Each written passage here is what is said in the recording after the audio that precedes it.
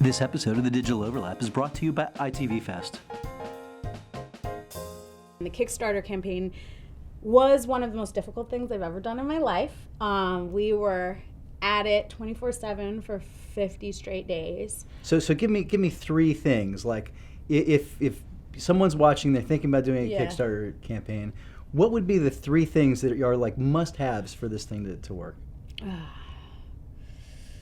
I mean, we had a following before we started, so that helped. And we had fans that we knew wanted to see more of the show. So like as a foundational thing, we had that.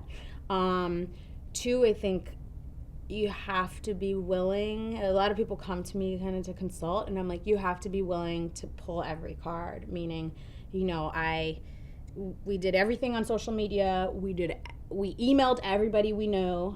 We called people constantly.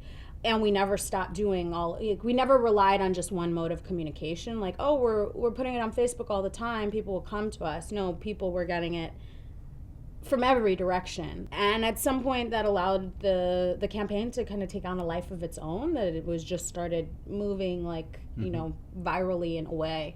And we had a really great team, and we set out with a strategy. So, you know, we have a great social media person, Jasmine Chavez. We have a great graphics creative director, Mike Cordero, and everyone really pulled their weight, and we were constantly creating kind of new content to snag people. So, we were lucky to get some support from, like, we did a video series called like Latinos in Hollywood Support EastWillyB, and friend of mine, Andre Royo from The Wire, did a really funny video, and Rick Gonzalez, who ended up joining our show, did a great video. Lin-Manuel Miranda from In the Heights did a video for us, and so that kind of showed this like popular support and kind of industry interest. And then we got a lot of press. So we've been blessed to have a lot of supporters in the press who wanted to see our success. Now, how many people contributed to your campaign? We had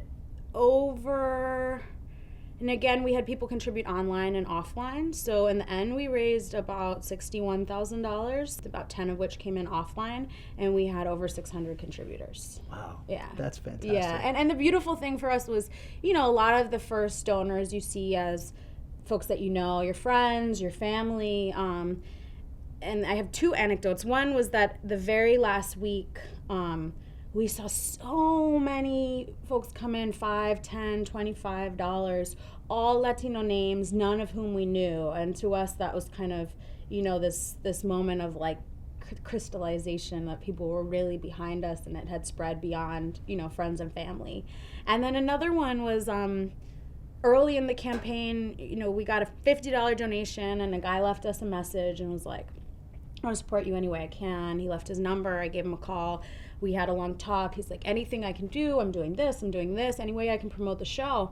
And, we developed a friendship over that time of him supporting us. And in the very final week, he let me know he was going out of town. And one day we get a $2,500 donation. And I was like, what is this? And I look, and it was that guy who had started with 50, and by the last week he's upped it to 2,500, and he was like, awesome. I just want to see you guys succeed. And this is someone I never knew until the Kickstarter campaign started, and he's an associate producer on the show now, and stories like that really leave you affirm, I think, the vision that we have, and then also kind of affirm the power of strangers and just people wanting to help.